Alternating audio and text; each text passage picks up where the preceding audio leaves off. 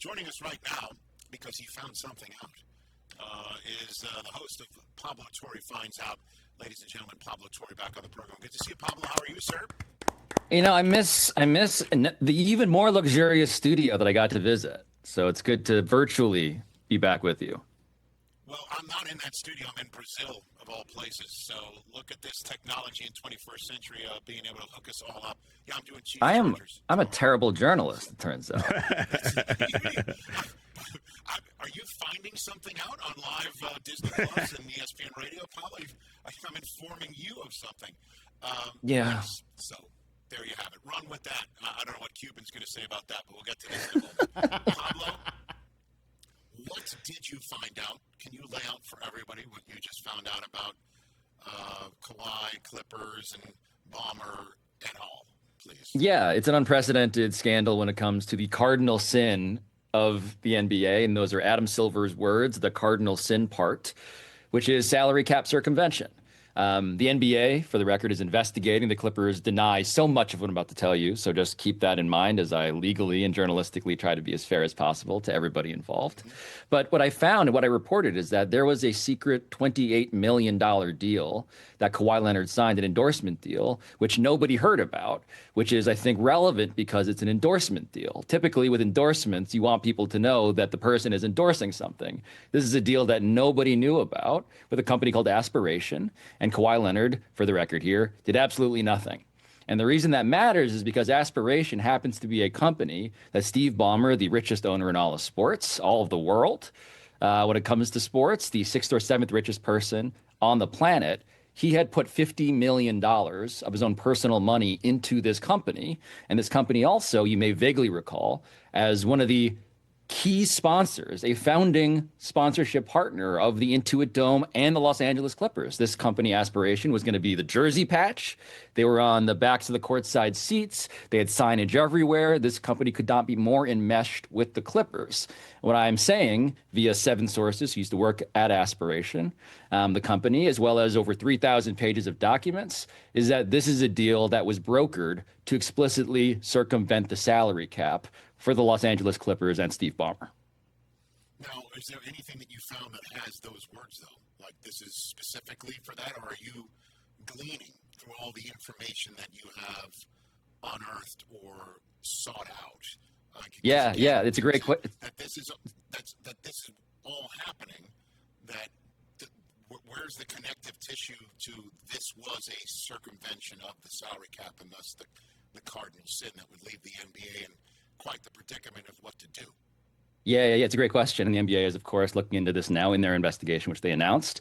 So the context here, before I get to the specifics, because I think it's useful context, is that 2019, the NBA investigates this. The cardinal sin quote is from Adam Silver about how the Clippers got Kawhi Leonard in the first place. This was all teams, all sorts of teams, the Lakers, the Raptors, making complaints to the league. There was a big meeting about this in which the NBA looked into it. They found nothing, no punishment, but there was this recognition around the league that something to them seemed off. And so that's why Adam Silver warned everybody, don't do this cardinal sin. That's that quote.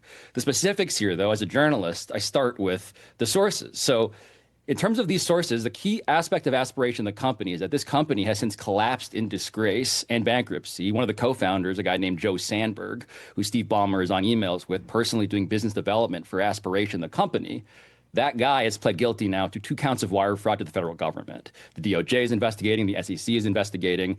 None of this is what you asked. What you asked about is there a smoking gun in which Steve Ballmer says, do this so I can pay Kawhi Leonard? Of course, Steve Ballmer did not write that down on paper. But in terms of the story of Aspiration, the reason these 7 sources are meaningful, and I want to explain this as a journalist, is because the reason that Joe Sandberg has pled guilty now to 2 counts of wire fraud. The reason why the DOJ, the SEC, the CFTC, the FBI have been looking into this giant scandal is because internally there were employees who signed up to work at Aspiration, which was a climate change company, a good guy company. They were planting trees to zero carbon footprints. And those people started noticing things that were entirely wrong when it came to malfeasance and corruption inside the company. That's why Joe Sandberg just pled guilty to 2 counts of wire fraud. So the people I'm talking to are the people who identified this problem and, to me, could not be more credible about this issue. So when they say to me, we asked around and truly So many people inside the company knew, more than just the 7 is what I was told, but I only have the 7, so I only quote the 7. They say it was communicated to us. The reason why Kawhi Leonard did 0 things, the reason why nobody knew about the endorsement deal, despite all of this interconnectedness, the reason why he got $28 million, which is multiples bigger than a normal sponsorship deal from a guy in Steve Ballmer, from a company in Aspiration, which has just gotten $50 million from Steve Ballmer, was because explicitly we need to circumvent the salary cap for our most influential investor. And so there's lots more evidence that provides the context. But to me, Rich, there's an IQ test here. And the NBA, of course, is not a real justice system. It's an entity that has to make decisions about what kind of IQ test do we expect our fans, our owners, and all of our media to pass. Pablo Torre here on the Rich Eisen Show. Just again, I'm playing the devil's advocate here. Please. Okay. So it just strikes me as, $28 million. That is a sizable amount of money, obviously. But why wouldn't they just pay him that money on a contract? Like, why create this sort of back channel? Was it cap related, apron related? Like have you done any dot connecting there? Because again, you're putting it out there, man. That is for sure. And I imagine there'll be some Clipper legal pushback in your direction here. Yeah. That all of these dots that you have, and that you say that there are some people who told you, from the company that used to exist, that they're there on this, that connecting the dots to say this was a specific circumvention of the salary cap for $28 million. It's not like $200 million, right? Like that seems to be a number that you'd want to circumvent the cap for. But $28 million in cash sounds like chump change when you're talking about Supermax contracts, Pablo, Oh, I think the NBA context is very important here. And you're raising good questions that I think a general audience would have interest in as well. And so thank you for asking them.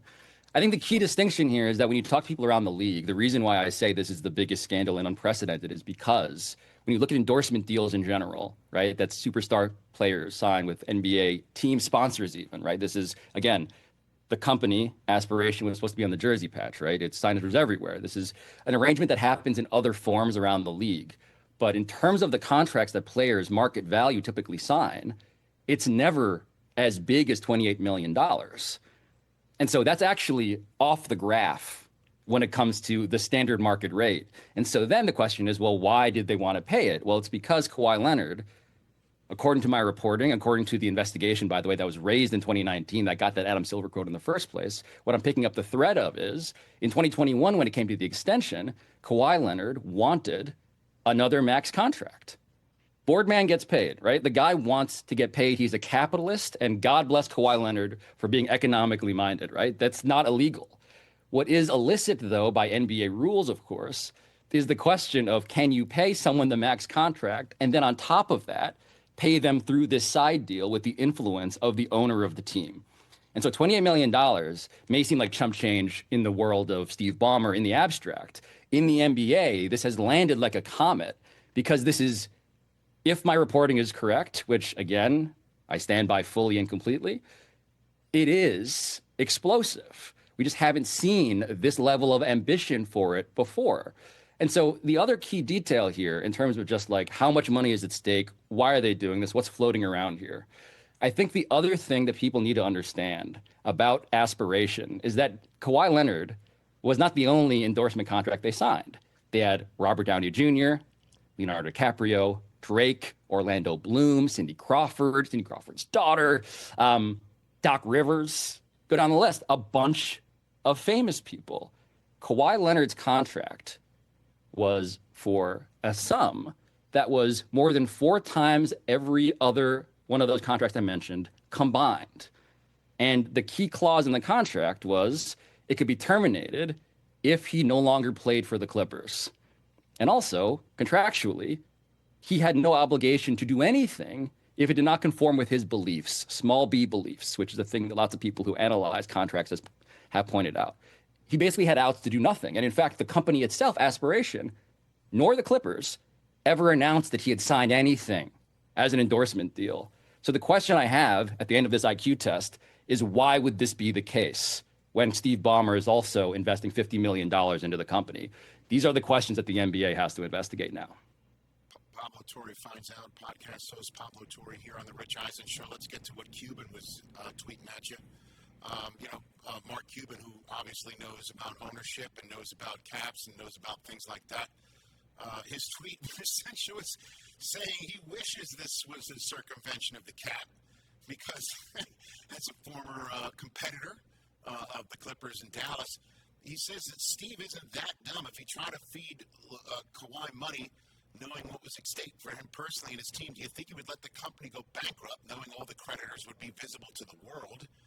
He's basically saying that he got scammed by aspiration and that scammers do scammy things, and that, the $300 million sponsorship deal with the Clippers in 2021 was a huge deal. The better the team does, the more value the sponsorship has. So why not give Stone the money to help keep their best player if that actually makes perfect sense if they stole money from investors and want the Clippers to succeed? And what's your response? Your response to him was say, hey, come on the show, let's talk about it. First of all, is he gonna? And two, what's your response in the interim to what he was tweeting at you, basically saying that there's a reasonable explanation from the management suite as to what was going on with Cuban, with Ballmer, this company, and Kawhi? Yeah, I'm so glad Mark tweeted that, because what happened next was I invited him on the show, and Mark Cuban's the kind of guy who, despite being, by the way, currently not the majority owner, but 27% owner of the Mavericks, is the rare type of owner who says, I have lots of thoughts about this, even though I'm sort of coming at this late and from the outside, right? And I love that because I do want unvarnished perspective from other people in the management suite. Now, notably, I have heard from other people in the management suite, in the executive class of the NBA and in sports in general after the story. None of them want to talk about this on Twitter, let alone with me on my show, but they have, I will say, thoughts that largely diverge from Mark Cuban's perspective. But the question of did Mark Cuban come on my show is where I get to now promote the fact that tomorrow's episode of Pablo Torre Finds Out is my conversation with Mark Cuban.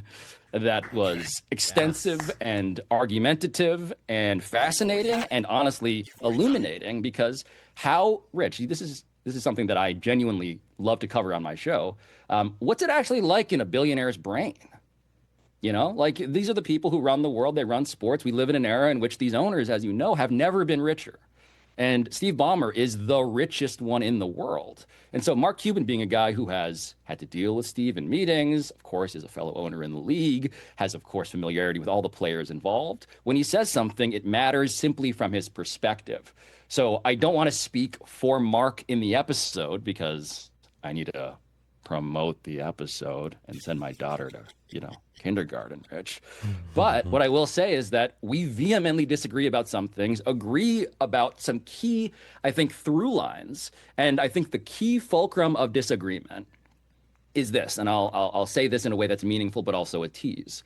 When does one of the smartest people, the smartest businessmen, the guy hailed as the greatest investor of the last 20 years in Steve Ballmer, right? The richest man in sports. When does he get to be smart? And when does he get to be stupid?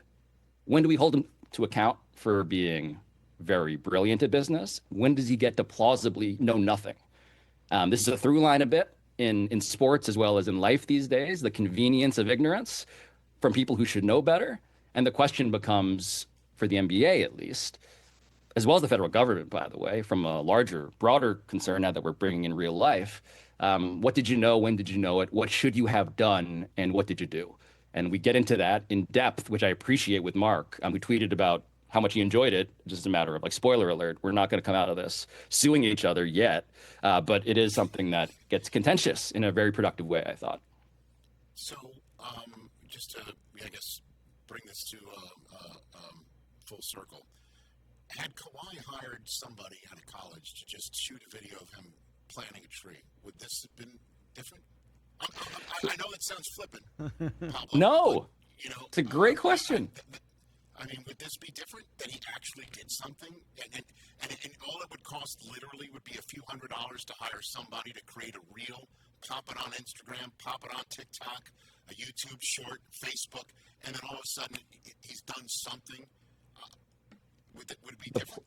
I think it would have been a different story because this is a story ultimately about extreme people doing extreme things. I mean, the first part complimentary. These are extreme characters, the greatest athletes, the richest people. I mean, the latter in a more subjective way. Extreme things meaning how could you be so, let's call it anti-strategic to not consider that all you had to do was anything. Like, it's not even that he had to do anything, right? Because the contract he signed, again, he fulfilled the terms of the contract, which said he didn't have to do anything. Really, what I'm saying is, if they had just announced it, would this have been less suspicious? Because the way I found it, and this is where I think Mark and I, again, a bit of the foreshadowing here, the diverging, that happened was around the fact of Steve would never do this because this is so stupid.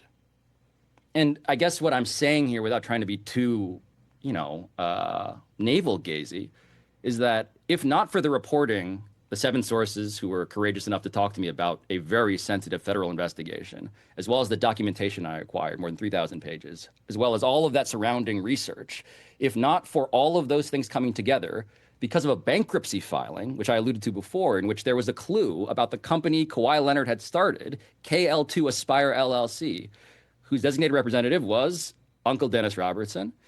If not for that little line item in a bankruptcy filing that no one else noticed, this would not have been a problem. None of this would have happened. No one would be talking about it. No one would be wondering about a weird tree planting company and Steve Ballmer and Kawhi Leonard and this company no one remembers, despite the fact that they were very instrumental in the origin story of the Intuit Dome. They would have gotten away with it. And now I'm going to quote Scooby-Doo, if not for those meddling kids.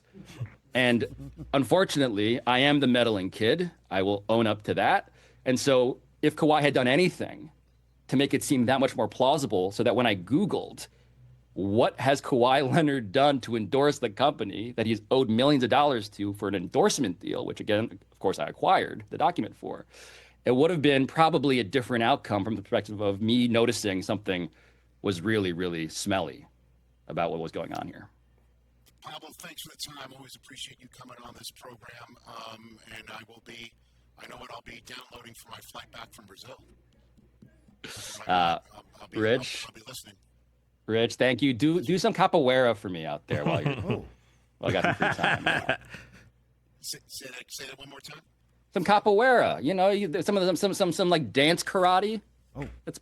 I mean, what you're finding out about is the art of capoeira. Dance karate here in I'm getting a lot of Brazilian blank stares back at me. Rich, there was a movie called Only the Strong. Pablo knows what it is back in the day. Yes, come on, Pablo. Thank you. Well, absolutely. That'll be one thing that you definitely won't be finding out is me doing exactly what you were suggesting. Banana way. I look forward to listening to your conversation with Mark Cuban. Pablo, thanks for the time, brother. Appreciate it. Thank you, sir. Anytime. That's all right, Pablo. Torre right there on the Rich Eisen Show. Thanks, Pablo. A story and a development in the National Basketball Association. Check us out every single day streaming live on Disney Plus and the ESPN app 12 to 3 Eastern.